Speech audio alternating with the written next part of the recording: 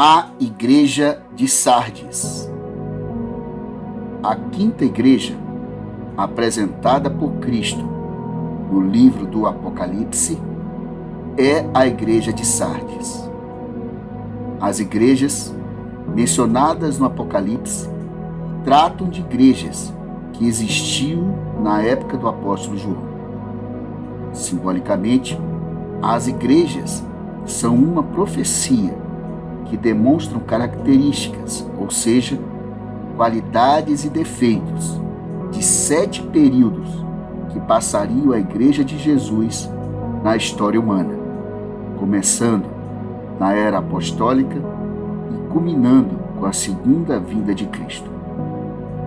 A Igreja de Sardes corresponde ao período compreendido entre os anos de 1517 a 1798 d.C.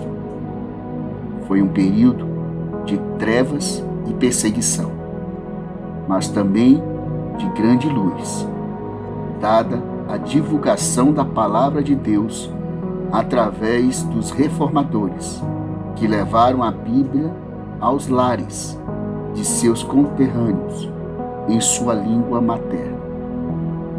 Jesus descreve os detalhes da sua igreja da seguinte forma, registrados no livro do Apocalipse, capítulo 3, dos versos 1 a 6, dizendo: Escreva esta carta ao anjo da igreja em Sardes. Esta é a mensagem daquele que tem os 7 Espíritos de Deus e as 7 estrelas. Sei de tudo o que você faz. Você tem fama de estar vivo, mas está morto. Desperte, fortaleça o pouco que resta, pois até mesmo isso está quase morto. Vejo que suas ações não atendem aos requisitos de meu Deus. Lembre-se do que ouviu e no que acreditou no princípio. Agarre-se a isso com firmeza. Arrependa-se. Se não despertar, virei subitamente até você, como um ladrão. Alguns em Sardes, no entanto, que não mancharam suas roupas com o mal. Eles andarão comigo vestidos de branco, pois são dignos. Vitorioso será vestido de branco. Jamais apagarei seu nome do livro da vida e confirmarei diante do meu Pai e dos seus anjos que ele me pertence. Quem tem ouvidos para ouvir, ouça o que o Espírito diz às igrejas. Sardes significa o que resta. A Idade Média, conhecida como a Idade das Trevas, foi o marco histórico de uma decidida luta entre o engano e a verdade. A Igreja de Sardes é censurada pela falta de uma religião fundamental. Tinha um nome de vida, mas estava realmente morta espiritualmente. Mas Deus abençoou suas testemunhas fiéis, que não estavam mortos espiritualmente, de forma que conseguiram traduzir e distribuir a palavra de Deus para muitas pessoas, no idioma do povo, para o entendimento. A reforma deu ao mundo a Bíblia como única regra de fé, um Salvador crucificado como a única justificação do crente e um Salvador ressuscitado como o único cabeça da igreja. O segundo mandamento da lei de Deus nos diz no livro de Êxodo, capítulo 20, versos 4 a 6, o seguinte: Não farás para ti nenhum ídolo, nenhuma imagem de qualquer coisa no céu, na terra ou nas águas debaixo da terra.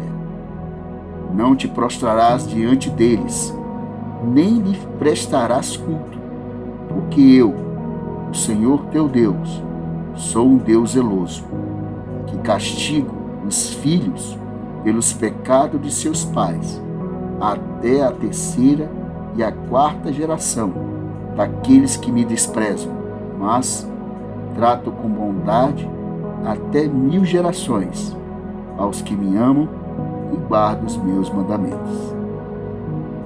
Nesse período da Idade Média, a idolatria, a veneração havia sido levada aos cristãos. Com isso, não tardou de levá-los ao esfriamento espiritual. O zelo, a devoção e a simplicidade foram substituídas pelo formalismo e luxo. O modo de vida do mundo, que só pensava em se divertir e usufruir de bens materiais, entrou na igreja, em oposição ao mundo espiritual.